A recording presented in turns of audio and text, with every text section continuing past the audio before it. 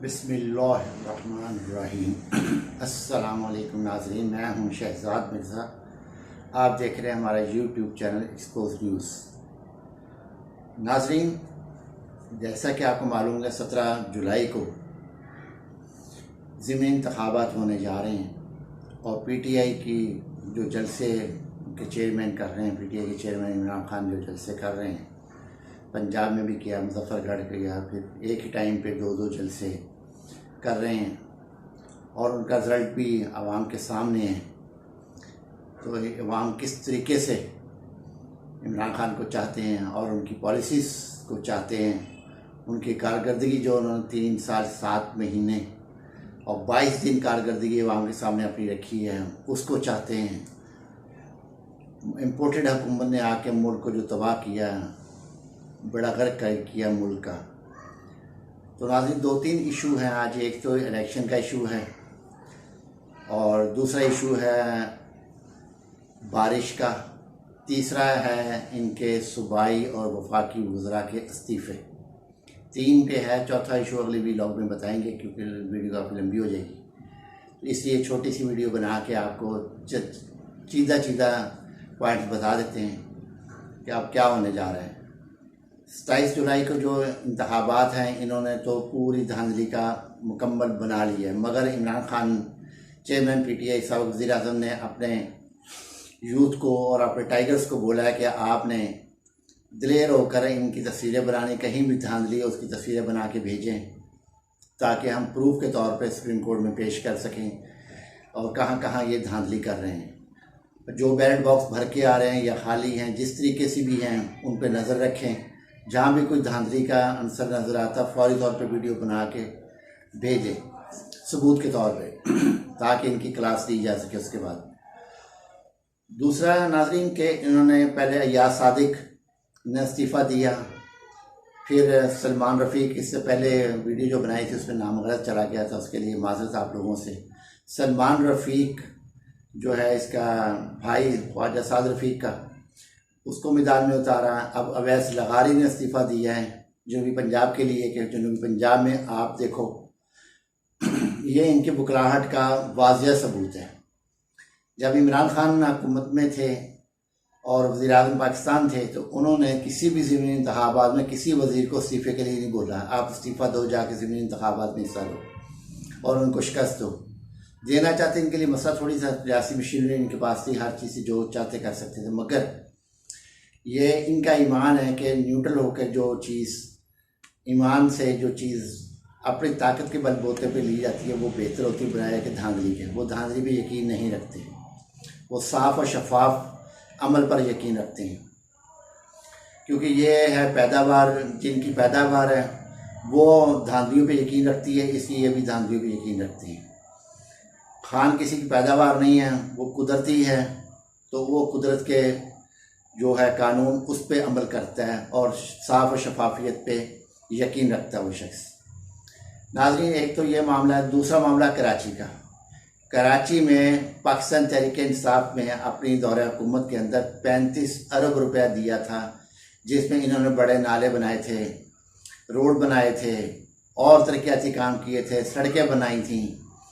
35 अरब रुपया दिया इन्होंने पाकिस्तान तहरीक इंसाफ ने कराची की बेहतरी के लिए, और करके दिखाया। वहाँ जो इनके एमएनए थे, एमपीए थे, उन्होंने वहाँ पे किया काम, नाले बनाए। मगर ये जो बैठे हुए हैं गुज़िश्ता 20-25 साल से वहाँ पर, इन्होंने अपनी कारकर्दगी ये दिखा दी है कि पूरा कराची डूब चुका है, हर तरफ मारा मारी है।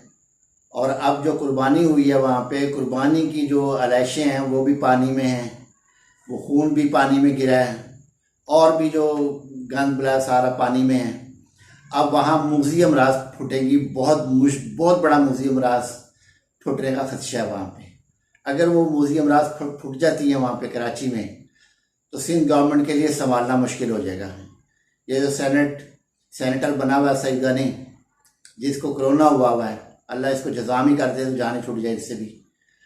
और ये बड़े आके टीवी पे बोलता था, अब आके बोले ना, देखे ना कराची के, अब क्यों नहीं बोल रहा कराची में, अब कोरोना लेके बैठ गया घर में। इसको भी मूजियम राज लगनी है, ये नहीं कि ये बच जाएगा।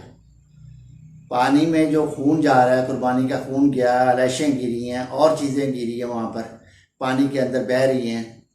वो पानी का क्या होगा, वो पानी बदबूदार हो गया। अब वो लोग सांस लेंगे, बीमारियां, पेट की बीमारियां, सांस की बीमारी, नाक की तकलीफ, दिमागी तकलीफ, असाब की तकलीफ, कितनी तकलीफ़ों में मुब्तला हो गए कराची के अवाम। कराची के अवाम के लिए जीना, सांस लेना इन्होंने दोबर कर दी है। और इनके रेन, ये वो तमाम इंतजाम मट्टी और खाक में मिल चुके हैं। सिवाय दावे, झूठ, फ्रॉड के अलावा इनके पास कुछ नहीं है सिंध गवर्नमेंट के पास। ये माजी में भी इस तरह झूठ बोलते रहे हैं, अब भी ये झूठ बोल रहे हैं किसी तरीके से कि हमारी जान छूट जाए। बिलावल जरदारी जो वज़ीर ख़ारजा अपने आप को कहता है कि मैं वज़ीर ख़ारजा हूँ, उसका अपने शहर का नहीं पता, जिस शहर में वो रह रहा है उस शहर का नहीं पता। जो हालात बता रहे हैं इस वक्त, आवाम के हालात बता रहे हैं 17 जुलाई के बाद, अगर इन्होंने कोई धांधली की, खुदा ना करे कि श्रीलंका वाले हालात हो जाएं और इनके जो गुजरा है उनके घरों में आवाम घुस के इनको मारे, फिर यही हाल नज़र आ रहा है कि इस तरीके से कोई मामला ना हो जाए, बिगड़ जाए। इससे पहले कैसे मामला बिगड़े, MQM जो कराची की नुमाइंदा जमात कहलाती, बड़े फ़ख्र से सीना तान के करती, कहाँ गए वो सारे लापता हो गए, किसी का कोई बयान नहीं है, कहाँ बिक बक के चले गए हैं, अपने रेट लगवाए और चले गए। अवाम पिस रही है। अब कहाँ गया महाजर कास, बड़े चीखते थे महाजर कास के लिए, ना महाजर रहेंगे ना काज रहेगा। जो इस वक्त सूरत हाल है कराची की, वहाँ तो यही सूरत हाल है, ना महाजर रहेंगे ना काज रहेगा। ये आराम से डट के खाएंगे बैठ कर। तो नाज़रीन, ये बड़े अहम इश्यूज़ हैं, इसके ऊपर गवर्नमेंट मुकम्मल तौर पे नाकाम हो चुकी है। सिंध की, पंजाब की गवर्नमेंट नाकाम हो चुकी है 17 जुलाई के हवाले से, क्योंकि 17 जुलाई में इतना इनको प्रेशर है, इतना इनका प्रेशर है, इनके ऊपर इतना प्रेशर है कि ये बर्दाश्त नहीं कर पा रहे। अब खबरें ये आ रही हैं, मुख्तलिफ ज़राए से खबरें ये आ रही हैं कि जहांगीर तरीन माफ़ी मांगने के लिए कोशिश कर रहे हैं, इमरान खान से रब्ता कर रहे हैं कि हमें जनरल बाजवा ने हमें उकसाया था, हम उसी उकसाने में आए हैं, तो हम माफ़ी मांगते हैं आपसे। इमरान खान साहब ने तमाम दरवाजे बंद किए हुए हैं, वो सिर्फ अपने मिशन पे साफ़ और शफाफ इलेक्शन की तारीख दें। 17 जुलाई पे उनका फोकस है। और जिस तरह वो साफ़ और शफाफ इलेक्शन की बात कर रहे हैं, अगर हुकूमत ने करा दी, जिस तरह के सिकंदर, जो राजा सिकंदर को जैसे इन्होंने इनकी बीवी को बनाया चीफ कलेक्टर, इम्प्रेसमेंट बनाया कस्टम का, तो वो तो काफ़ी सारी वफादारियाँ भी दे रहे हैं, उसके बदले उनको इनाम भी मिल रहे हैं। अब ये देखें इनाम कितना काम करते हैं, कितनी धांधली करते हैं, किस तरीके से करते हैं, किसको डराते हैं, किसको धमकाते हैं। इस पर इंतज़ामिया का क्या रोल होगा? इंतज़ामिया आया कि सही चलेगी, ईमानदारी के साथ चलेगी, अपनी ड्यूटी करेगी, या वो बांदी बन के, नून लीग की बांदी बन के काम करेगी वहाँ पर? तो नाज़रीन, ये है दूसरे व्लॉग में एक दो इश्यूज़ हैं, अहम इश्यूज़ हैं, उस पर आपसे बात करेंगे। अभी तक इतना, अपना ख्याल रखिएगा, हमारे चैनल का ख्याल रखिएगा, लाइक करिएगा, शेयर करिएगा और चैनल हमारा सब्सक्राइब करिएगा। शुक्रिया।